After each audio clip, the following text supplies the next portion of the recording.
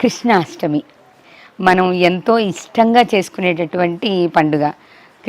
కృష్ణతత్వం అంటేనే సమాజంలో కొంతమందికి మాత్రమే తెలిసింది ఏంటి అంటే అష్టభార్యలు, 16,000 మంది గోపికలు. కృష్ణుడు అనగానే సమాజానికి ఇది మాత్రమే తెలుస్తుంది కదా గురువుగారు. దీన్ని ప్రతీకగా చూపించే ప్రక్రియలోనే కృష్ణాష్టమి కూడా చేస్తున్నారు. అంటే అమ్మాయిలందరికీ గోపికల వేషం వేసి మధ్యలో కృష్ణుడు నుంచోబెడతారు, కూర్చోబెట్టి. అంటే ఈ సాంప్రదాయాన్ని ముందుకు తీసుకెళ్లే ప్రక్రియ జరుగుతుంది. కానీ అసలు కృష్ణాష్టమి అనే సాంప్రదాయం ఎలా వచ్చింది? దాన్ని కృష్ణుడు ప్రతి పనిలోనూ ఏదో ఒక తత్వం ఉంటుంది కదా, కృష్ణాష్టమికి కృష్ణుడు చెప్పిన తత్వం ఏంటి? ముఖ్యంగా అమ్మ, మనం భగవంతుడిని ఆరాధిస్తూ ఉంటాం. అది అమ్మవారు కావచ్చు, స్వామివారు కావచ్చు, ఈశ్వరుడు కావచ్చు, ఏ దేవత అయినా సరే భగవంతుడు చెప్పింది ఏమిటి అంటే, ఎవరికైతే పూజ చేస్తున్నామో ఆయనలో ఉండేటువంటి లక్షణాలని మనం పుచ్చుకొని మనలో నింపుకొని మనలో దైవత్వాన్ని నింపుకొని దేవుడికి పూజ చేయమని మన ధర్మం. దేహో దేవాలయ ప్రోక్తో జీవో దేవ సనాతన తచ్ఛేద అజ్ఞానరన్మాయం సో అహంభావేన పూజయేత్ అంటాడు. దేహమే దేవాలయం, జీవుడే సనాతన నుంచి వస్తున్నటువంటి దేవుడు. తత్ ఛేద అజ్ఞాన నిర్మాల్యం, నిన్నటి దేవుడి దగ్గర నిన్న పెట్టిన పూలు నిర్మాల్యం అంటాం. ఎలా అయితే అవి తీసి పక్కన పడేస్తున్నామో అలాగే అజ్ఞానం అనేటువంటి నిర్మాల్యాన్ని నీ మనస్సులోంచి తత్ ఛేద అజ్ఞాన నిర్మాల్యం, అజ్ఞానం అనేటువంటి నిర్మాల్యాన్ని తీసి పక్కన పడేస్తే సో అహంభావేన పూజ అయితే నువ్వే పూజ చేసుకో, నువ్వే దేవుడు. అది మన శాస్త్రం చెప్తోంది, మన ధర్మం చెప్తోంది. అవన్నీ వదిలిపెట్టేసి లక్ష్మీదేవికి పూజ చేస్తాం, తర్వాత విష్ణుమూర్తికి పూజ చేస్తాం, వెంకటేశ్వర స్వామి పూజ చేస్తాం, కృష్ణుడికి పూజ చేస్తాం, రాముడికి పూజ చేస్తాం. రాముడికి పూజ చేస్తున్నామంటే ఏం చేయాలి? రాముడు ఏం చెప్పాడో ఆ బాటలో నడిస్తే రాముడు ఆనందపడతాడు. రాముడికి 1,00,000 పూలు తీసుకొచ్చి పూజ చేస్తే ఆనందపడ్డు. ఆయన ఏం చెప్పాడో, ఆయన మార్గం ఏమిటో ఆ మార్గంలో మనం నడిస్తే రాముడు సంతోషపడి మనకు అనుగ్రహిస్తాడు. అవంతా వదిలేస్తున్నాము. దీంట్లోనే అద్భుతమైనటువంటి తత్వం ఏమిటి అంటే కృష్ణతత్వం.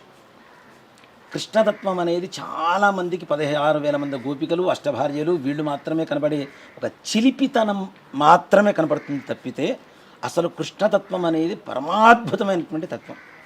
మన తలరాతలను మార్చేటువంటి గీతనిచ్చింది కూడా శ్రీకృష్ణ పరమాత్మ. అది చదివితే చాలు మనం ఏం చేయాలో ఏం చేయకూడదో మొత్తం తెలిసిపోతుంటుంది. గీతామకరందం అనే ఒక పుస్తకం ఉంటుంది. గాంధీ గారు ముందు మాట దాంట్లో రాశారు. ఏమని అంటే, నాకేదైనా సమస్య వస్తే గీతామకరందం పుస్తకం తీసుకొని ఏ పేజీ వస్తే ఆ పేజీలో ఉన్నటువంటి మొత్తం చదువుతా అంశాన్ని, నాకు నా ప్రశ్నకి సమాధానం దొరుకుతుందని చెప్తున్నాడు. ఏ పేజీలో అయినా ఆయనకి సమాధానం దొరుకుతుంది. అది ఏ పేజీ, 2వ పేజీనా, 4వ పేజీనా, 100వ పేజీనా అని చూడరు. పుస్తకం ఓపెన్ చేయగానే ఏ పేజీ వస్తే ఆ పేజీ చదివితే ఆయనకు కావాల్సిన ప్రశ్నకి సమాధానం దొరికిపోతుందని చెప్తున్నారు. దాంట్లో రాసిన ముందు మాట ఆయన గాంధీ మహాత్ముడు. అలాంటిది ఆ గీత తత్వాన్ని వదిలేసాం, గీతను మర్చిపోయాం. మన తలరాత మారాలంటే ఎలా మారుతుంది? మరి మారదు కదా. కృష్ణతత్వం, కాళీతత్వం రెండూ ఒకటే. కాళికాదేవి ఎలా ఉంటుంది? నల్లగా ఉంటుంది. కృష్ణుడు ఎలా ఉంటాడు? నల్లగా ఉంటాడు. కృష్ణుడు చేసింది ఏమిటి? కాళీయ మర్దనం. అవునా? కాళీతత్వం అంటే ఏమిటి, కృష్ణతత్వం అంటే ఏంటి అంటే, మనలో ఉండేటువంటి కామక్రోధ లోభ మోహ మదమాత్సర్యాలనేటువంటి 6 శత్రువుల్ని నశింపజేస్తే ప్రపంచంలో భౌతికంగా ఎక్కడా శత్రువు కనపడడు. అంతే కదా. ఇవి లేకపోతే శత్రువు ఎందుకు అవుతాడు? కోపం లేదు, ఆశ లేదు, ఏమీ లేదు. ఏమీ లేనప్పుడు శత్రువు ఎందుకు కనపడతాడు? ఈ తత్వాన్ని ఎవ్వరూ మంట పట్టించుకోరు. మనకు ఎంతసేపటికి అది కావాలి, ఇది కావాలి, ఇది కావాలి. కృష్ణుడికి అలానే పూజ చేస్తున్నాం. అలాగే కృష్ణుడు చిన్నప్పుడు వెన్న దొంగ అని చెప్పి మనం వింటూ ఉన్నాం. వెన్న దొంగిలించి తినేవాడు. అందుకనే వెన్న నైవేద్యంగా పెడుతూ ఉంటాం. ఒక నవనీతం అంటాం దాన్ని మనం. అసలు నేను తెలుసుకున్నది ఏంటంటే, కృష్ణుడు ఎందుకు దొంగతనం చేశాడు వెన్న అంటే, ఎవరింట్లో అయితే కష్టాలు ఉన్నాయో వాళ్ళింట్లో ఉండేటువంటి కష్టాలని వెన్న రూపంలో ఆయన స్వీకరించాడు. తీర్చడానికి ఆయన వెన్న దొంగతనం చేశాడు. అక్కడ అది కూడా చూడండి. మానసికమైనటువంటి ప్రశాంతత కావాలి, అప్రశాంతత పోవాలి అంటే చంద్రుడు కారకుడు అని చెప్పి చెబుతూ ఉన్నాం మనం. అలాగే వెన్న కూడా ఎలా ఉంటుంది? చంద్రులానే తెల్లగా ఉంటుంది. అవునా? కాబట్టి ఆ వెన్న పూసను ఆయన దొంగతనం చేసి వాడికి ఉండేటువంటి కష్టాన్ని తీర్చాడు. ఎంతసేపటికి వెన్న దొంగ ఇలా మాట్లాడుతున్నా దాంట్లో ఉండేటువంటి తత్వం ఏంటనేది ఎవరికి అర్థం కావటల్లా. వెన్న ఎందుకు దొంగతనం చేశారు? ఎవరింట్లో ఎవరి కష్టాలు ఉంటే ఆ కష్టాలను వెన్న రూపంలో ఆయన స్వీకరించి వాళ్ళకి ప్రశాంతతనిచ్చాడు. అలాంటి తత్వమే కృష్ణతత్వం. అలాగే చాలామంది 16,000 మంది గోపికలు అష్టభార్యలని చెప్తున్నారు కదా. నిజంగా నేను ఒక స్త్రీమూర్తి కృష్ణుడి గురించి చెప్తుంటే నేను విన్నాను. నా చిన్నప్పుడమ్మా, నాకు 12 ఏళ్ళు 13 ఏళ్ళు. ఆవిడ చెప్పిన మాట ఇప్పటికీ బాగా గుర్తుంది. నాకు ఇప్పుడు 43 ఏళ్ళు, అంటే దాదాపు 30 ఏళ్ళ క్రితం చెప్పిన మాట ఆవిడ. ఒక భాగవత్ సప్తాహం జరుగుతుంటే కృష్ణుడి గురించి ఆవిడ చెబుతున్నారు. అంటే ఆడవాళ్ళు ఆ మాట వాటానికి కూడా భయపడేటువంటి రోజుల్లోనే ఆవిడ కృష్ణుడి గురించి అంత ధర్మంగా చెప్పగలిగింది. ఆవిడ 16,000 మంది గోపికలతో ఈయన సంసారం చేశాడని చెప్పి చెబుతున్నారు. అది సంసారం కాదు, శారీరకమైనటువంటి సంబంధం ఎక్కడా లేదు, భక్తి వ్యభిచారం అని చెప్పారు. ఆ మాట వాడటానికి కూడా ఆడవాళ్ళు చాలామంది ఆలోచిస్తారు. అలాంటిది ఆవిడ భక్తి వ్యభిచారం చెప్పి, నాకు ఆ రోజున కృష్ణుడు అంటే ఏంటి ఆ రోజు తెలిసి వచ్చింది ఆవిడ చెప్పిన తర్వాత. అంతవరకు నా మనసులో కూడా కృష్ణుడు అంటే అల్లరివాడు, ఆడవాళ్ళు 10 మంది గర్ల్ ఫ్రెండ్స్ ఉంటే కృష్ణుడి కింద లెక్కేస్తుంటారు ఇలా అనుకునేవాడిని. అని ఆ రోజు నుంచి నాకు తెలిసి వచ్చింది కృష్ణతత్వము అంటే మానసికమైనటువంటి భక్తి, భక్తిలోనే వ్యభిచారం అది, అంతేకాని వేరే రకమైనటువంటి ఇది కాదు, శారీరకమైనటువంటి సుఖాలు సంతోషాలు కాదు ఆయన అనుభవించింది. వాళ్ళందరికీ కూడాను భక్తిని ప్రసాదించాడు ఆయన, భక్తి ద్వారా ముక్తిని ప్రసాదించాడు. అంతేకాని కృష్ణతత్వం అంటే ఏదో 10 మంది అమ్మాయిలను వేసుకొని తిరగడం, ఇప్పటికీ మీరు చదువుతున్నట్టుగా 10 మంది ఆడపిల్లలకి గోపిక వేషాలు వేసి మధ్యలో ఒక చిన్న పిల్లవాడిని పెట్టి, అదే భర్త కృష్ణుడిగా ఉంటే మాత్రం ఒప్పుకోరు, కొడుకును మాత్రం కృష్ణుడి వేషాలు వేసి తిప్పుతూ ఉంటారు, అంతే కదా. కాబట్టి కృష్ణుడి వేషాలు వేసి కృష్ణుడు చూసుకోవడం మంచిదే. వాడికి కూడా చిన్నప్పటి నుంచి కృష్ణుడు అంటే 10 మంది చుట్టూ ఉంటారా అని చెప్పి ఇంజెక్ట్ చేయడం మాత్రం తప్పు. కృష్ణుడు అంటే ఇంతమంది గోపికలు ఉంటారు అని చెప్పి వాళ్ళ మైండ్ ఇంజెక్ట్ చేయడమే కదా. దేవుడు అంటే తప్పేంటి, దేవుడే చేయగలేదు, నేను చేస్తే తప్పేంటి అని అడుగుతాడు కదా. గ్యారంటీ.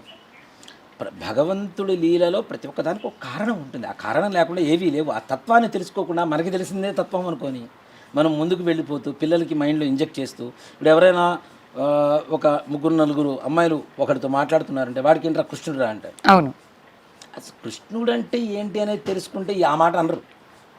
రాముడి కంటే కూడా పరమ పవిత్రమైనటువంటి వాడే కృష్ణుడు అని చెబుతాను నేను. ఆయన తత్వమే అది. కృష్ణం వందే జగద్గురు అని చెబుతున్నాం. రాముడిని కూడా జగద్గురుగా ఎక్కడ ప్రకటించలే ఎవరు. కృష్ణం వందే జగద్గురు, ప్రపంచం మొత్తానికి మొట్టమొదటి గురువు ఎవరు అంటే కృష్ణుడే. గీతను ప్రసాదించినటువంటి ఆది గురువు ఎవరు అంటే కృష్ణుడే. ఆయన గురువుగా భావించి ఆయన పూజ చేయడం అనేది విశేషం. చాలామంది కృష్ణాష్టమి రోజున ఉదయం పూట పూజ చేస్తారు. ఉదయం పూట కదా, ఆయన పుట్టిన అర్ధరాత్రి. అవును, కాబట్టి అర్ధరాత్రి సమయంలో పూజ చేయటమే కృష్ణుడికి విశేషం. నవనీతం తప్పనిసరిగా మీకుండేటువంటి కష్టాలు ఇందాక చెప్పినట్టుగానే మనకుండేటువంటి కష్టాలని నవనీత రూపంలో కృష్ణుడికి సమర్పిస్తున్నాం. మనం మనో సంకల్పం ఏదైతే ఉందో, మన కష్టాలు ఏవైతే ఉన్నాయో అవి నవనీత రూపంలో కృష్ణుడికి సమర్పిస్తూ ఉన్నాం. కాబట్టి రాత్రిపూట అవకాశం లేదు, కనీసం 8:30-9 గంటల నుంచైనా పూజ చేసుకొని చక్కగా కృష్ణనామ స్మరణ చేసుకుంటూ భగవద్గీతను ప్రవచనం చేసుకుంటూ, అందుకని పిల్లలకి వారానికి ఒక్క భగవద్గీత శ్లోకం నేర్పించిన చాలామంది నేర్పిస్తున్నారు. మంచి పద్ధతి. ఆన్లైన్లో నేర్పిస్తున్నారు కొంతమంది. మా తమ్ముడు ఉన్నాడు రాఘవేంద్ర శర్మ అని, వాడు కూడా ఆన్లైన్లో అందరికీ భగవద్గీత శ్లోకాలు నేర్పిస్తున్నాడు చక్కగా. అది నిజంగా మంచి పద్ధతి అమ్మ. గీత నేర్చుకుంటే ఆ గీతలో ఉండేటువంటి తత్వం ఏంటో తెలుసుకుంటే ఎవరు శత్రువులు ఉండరు, ఏముండరు. మనం చేయవలసినటువంటి ధర్మం ఏదైతే ఉందో ధర్మాన్ని మనకు తెలియజేసేటువంటిదే గీత. కాబట్టి భగవద్గీత పారాయణ చేయటం, కృష్ణనామస్మరణ చేయటం, ఈ రెండు కూడా కృష్ణాష్టమి రోజున తప్పనిసరిగా చేయగలిగితే శ్రీకృష్ణ పరమాత్మ అనుగ్రహం కలుగుతుంది. అలాగే సమస్త కోరికలు ఏవైతే ఉంటాయో మన సంకల్పాలు తప్పనిసరిగా నెరవేరుస్తాడు కృష్ణ పరమాత్మ. ఆయన లీలలు ఎలా ఉంటాయో ఎవ్వరూ చెప్పలేం. మనతోనే ఉంటూ మనల్ని ఆడిచ్చేటువంటి తత్వమే కృష్ణతత్వం. మనతోనే ఉంటాడు, మనల్ని ఆడిస్తూనే ఉంటాడు. అది పిల్లల రూపంలోనా పెద్దల రూపంలోనా తీసి పక్కన పెడితే నీ ధర్మం, నీ కర్మను అనుభవించవలసిందే, నువ్వు చేయవలసింది అదే కదా. కర్మతత్వం చెబుతుంది అదే కదా. కాబట్టి ఆ కృష్ణ భగవాన్ని నమ్ముకున్న వాళ్ళు ఎవ్వరూ కూడా, నిజంగా ఒక మాట చెప్పాలంటే, ఇప్పుడు రాముడి కంటే కృష్ణుడికి ఎక్కువ భక్తులు అయ్యారు, చాలామంది పెరిగారు. అది ఇస్కాన్ పుణ్యమా లేదంటే వేరే వాళ్ళ ఇదా తీసి పక్కన పెడితే, నిజంగా భగవంతుడు కృష్ణ పరమాత్మ మరలా పుడతాడేమో అనేంత కృష్ణ భక్తిలో మునిగిపోయేటువంటి వాళ్ళు చాలామంది ఉన్నారు. ఆయన తత్వం తెలుసుకుంటున్నారు. తెలియని వాళ్ళు తప్పనిసరిగా భగవద్గీత చదవండి. తెలుగులో ఉన్నాయి, అవి చక్కగా అందరికీ అర్థమవుతుంటాయి. ఇంగ్లీష్లో ఉన్నాయి, హిందీలో ఉన్నాయి. ఎవరు ఏ భాషలో ఉన్నా చదువుకొని ఆయన తత్వాన్ని వంట పట్టించుకొని ఆయన పూజ చేయండి, ఆయన అనుగ్రహం కలుగుతుంది. ఈ కృష్ణాష్టమి రోజే కృష్ణుడు జన్మించాడా గురుగారు? ఇక్కడ ఓ మాట చెప్పాలంటే రోహిణీ నక్షత్రం అష్టమి తిథి అనేటువంటిది ఆయనది, కృష్ణ అష్టమి. అది చాలామంది దీన్ని కూడా బహువర్ధాలు తీస్తూ ఉంటారు. బహుళ పక్షంలో వచ్చింది కాబట్టి కృష్ణాష్టమి, కృష్ణపక్షం కదా, అందుకని కృష్ణాష్టమి. కాకపోతే లేకపోతే అసలు కృష్ణాష్టమి కాదు అని. శ్రీకృష్ణ పరమాత్మ జన్మించింది కృష్ణాష్టమి రోజునే, రోహిణీ నక్షత్రంలో ఆయన జననం జరిగింది. చూడండి, రోహిణీ నక్షత్రంలో పుట్టిన వాళ్ళు చాలామంది ఆయన పోలికలతోనే ఉంటారు, నల్లగానే ఉంటారు. చాలామంది ఉన్నారు, మా స్నేహితులను నేను చాలామంది చూశాను. కరెక్ట్గా కృష్ణాష్టమి రోజున రోహిణీ నక్షత్రంలో మా స్నేహితుడు ఒకతను పుట్టాడు. నేను అతను చూస్తే, అతని పేరు సుబ్రహ్మణ్యం, కానీ అతను చూస్తే కృష్ణుడు గుర్తుకొస్తుంటాడు. ఆయన లీలలు కాదు, ఆయన ఆకారం నిజంగా అట్లానే ఉంటాడు. కృష్ణుడి లక్షణాలు కూడా చాలా వరకు ఉంటాయి. అంటే అల్లరి చిల్లర వేషాలు కాదు, నలుగురు సహాయపడాలి, మంచి పని చేయాలి, ఎవరికైనా మంచి చెప్పాలి అనేటువంటి ఒక తత్వంతో ఉంటాడు. ఒక దేవాలయాన్ని అర్చకత్వం చేస్తూ ఉన్నాడు, చక్కగా దేవుడిని నమ్ముకుని, భగవంతుడిని నమ్ముకొని. ఒక డెడికేషన్ అన్నమాట. కృష్ణుడు అంటే డెడికేషన్, అర్పిత బుద్ధి, అర్పణ ఉండాలి. మొత్తం మనం ఏం చేసినా చూడండి, కృష్ణార్పణం కృష్ణార్పణం అంటాం. దీనికి ఒక చిన్న కథ చెప్తానమ్మా. గుంటూరు జిల్లాలో రెంటపాళ్ళ అని ఒక విలేజ్ ఉంది. దానికి దగ్గరలో ఇంకొక చిన్న కుగ్రామం ఉంది. ఆ కుగ్రామంలో వేణుగోపాల స్వామి వారి దేవాలయం, మంచి విశేషమైనటువంటి దేవాలయం ఉంది. ఆ దేవాలయంలో ఒక అర్చకుల వారు పనిచేస్తూ ఉంటారు. ఆ ఊళ్ళో ఒక పెద్ద ఆవిడ, ఒక 75 ఏళ్ళు దాదాపు వయసు వచ్చిన ఆవిడకి ఈ పూజారి గారిని పట్టుకొని, నా ముక్తి కలగాలంటే ఏం చేయాలి అని చెప్పి అడిగింది. ఏమక్కర్లేదమ్మా, ఏ పని చేసినా కృష్ణార్పణం కృష్ణార్పణం అని చెప్పి పని చేయి, కృష్ణుడు నేను గ్యారంటీ అనుగ్రహిస్తాడు వేణుగోపాల స్వామి అని చెప్పారు. సరే, ఈవిడేం చేస్తుంది, అన్నం తిన్నా, ఒక ముద్ద తిన్నా కృష్ణార్పణం, ఇంకో 2 ముద్దకి కృష్ణార్పణం, అలాగే ఎవరికైనా ఏదైనా ఇచ్చినా కృష్ణార్పణం, ఏ పని చేసినా, కూర్చున్నా, లేచినా, పడుకున్నా, ఏ పని చేసినా కృష్ణార్పణం కృష్ణార్పణం కృష్ణార్పణం అంటుంది. ఇలా కొన్ని రోజులు జరుగుతూ ఉంది. ఒకరోజు దేవాలయం ధనుర్మాసం, మార్గశిర మాసంలో ధనుర్మాసం వస్తుంది కదా మనకి. ఈ ధనుర్మాసం పొద్దున్న 4 గంటలకు తాళాలు తెరిస్తే దేవాలయంలో కృష్ణుడి మీద పేడ నీళ్లు ఉన్నాయి, మొత్తం పేడ నీళ్లు ఉన్నాయి. ఊళ్ళో జనాలందరూ చూసి, పూజారి ఏదో చేశాడు, రాత్రిపూట క్షుద్ర పూజలు చేశాడు ఇక్కడ అని చెప్పి ఆయన్ని నిలదీశారు. అయ్యా నేనేం చేయలేదయ్యా. సరే అయిపోయింది, శుభ్రంగా కడిగారు, మరలా తాళం వేశారు. మరుసటి రోజు పొద్దున్నే మళ్ళీ తాళం తీస్తే మరలా పేడ నీళ్ళు ఉన్నాయి. ఈ ఊళ్ళో జనాలందరికీ కలకలం పుట్టింది, చుట్టుపక్కల ప్రాంతాలందరికీ. ఇది నిజంగా జరిగిన కథ, ఏదో కట్టు కథ కాదు.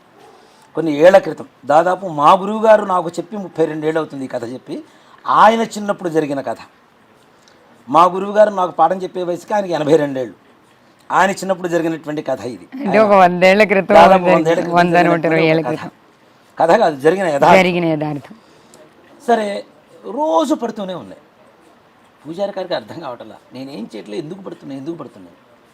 ఒకరోజు పొద్దున్నే 4 ఇట్లా అని వస్తూ ఉన్నాడు. ఆవిడ కల్లాపు చల్లుతూ, పేడ నీళ్ళు చల్లుతూ కృష్ణార్పణం కృష్ణార్పణం చల్లుతూ ఉంది. ఈయనకు అనుమానం వచ్చింది, ఏం చేస్తున్నావమ్మా అంటే, నాకేం తెలిసే, నువ్వు చెప్పావు కదా ఏ పని చేసినా కృష్ణార్పణం అని, నేను అదే చేస్తున్నాను. సరే చూద్దామని చెప్పి అక్కడి నుంచి మనుషుల్ని పెట్టి దేవాలయం వరకు ఈవిడ నీళ్లు చల్లినప్పుడల్లా అక్కడ కృష్ణుడి మీద నీళ్లు పడుతుంది. అంటే ఎక్కడైతే భక్తితో విశ్వసించి చేస్తున్నారో ఏది ఇచ్చినా భగవంతుడు తీసుకుంటున్నాడు. దీన్ని బట్టి ఆవిడ పెట్టిన అన్నం కూడా అంతే అన్నాడు కదా. భక్తి తత్వం ఉంటే తప్పనిసరిగా ఏ భగవంతుడైనా మనం ఇచ్చింది స్వీకరిస్తాడు. భక్త కన్నప్ప పెట్టిన రక్తమాంసాలే స్వీకరించాడు పరమేశ్వరుడు, తీసుకున్నాడు. మరి అందుకనే శ్రీకాళహస్తి వాళ్ళ రోజున అంత అద్భుతంగా ఉంది. అలాగే కృష్ణుడి తత్వం ఏంటంటే విశ్వాసం, భక్తి, కర్మ, ఇవి తప్పనిసరిగా మనం ఉంటేనే భగవంతుడు మనకు చాలా దగ్గరగా ఉంటాడు. కాబట్టి ఆయన లీలను మనం గ్రహించడం చాలా కష్టం. కానీ ఆయన పెట్టినటువంటి పరీక్షల్లో నెగ్గుకుంటూ ముందుకు వెళ్తే తప్పనిసరిగా పరీక్ష పాస్ అవ్వడం కాదు, అత్యుత్తమ ఉత్తీర్ణత పొందుతాం. అంటే ఆయన పాదాలను పట్టుకుంటే చాలు, మొత్తం అయిపోయినట్టు. ఒక చెరువులో చేపలు పట్టేవాడు దిగాడు, వల వేశాడు. ఒక చేప వెళ్ళి ఆయన కాళ్ళ దగ్గర పట్టుకుంది. అన్ని చేపలు దాంట్లో పడ్డాయి. ఈ చేపలు మొత్తం అడుగుతున్నాయిట, ఎందుకు ఆయన పాదాల దగ్గరికి పోయావు, మేమందరం పడిపోయాము, నువ్వెందుకు ఆయన పాదాలు పట్టుకున్నావంటే, అసలు వల వేసేవాడి పాదాలు పట్టుకుంటే వాడు నాకు వల ఎక్కడేస్తాడు, వల ముందుకేస్తాడు కదా, ఆయనే భగవంతుడు కదా. భగవంతుడు పాదాలు పట్టుకుంటే మరణం లేదు అని చెప్పడానికి. అంతేగా ఆయననే పట్టుకుంటే ఇంకా ఆయనేమి చేస్తాడు. కాబట్టి భగవంతుడి పాదాలు ఆశ్రయించండి. కృష్ణ పరమాత్ముడిది, శ్రీకృష్ణుడిని భక్తితో తప్పనిసరిగా ఇచ్చేయండి. ఆయన అనుగ్రహం తప్పనిసరి కలుగుతుంది. ఆయన అనుగ్రహం కలిగితే మాయాఛేదనం జరుగుతుంది. మనకి ఏదైతే మాయ కనబడుతుందో ఆ మాయ మొత్తం ఛేదనం జరిగిపోయి ఈ మోహం మాయ అవన్నీ మొత్తం తొలగిపోతాయి తప్పనిసరిగా.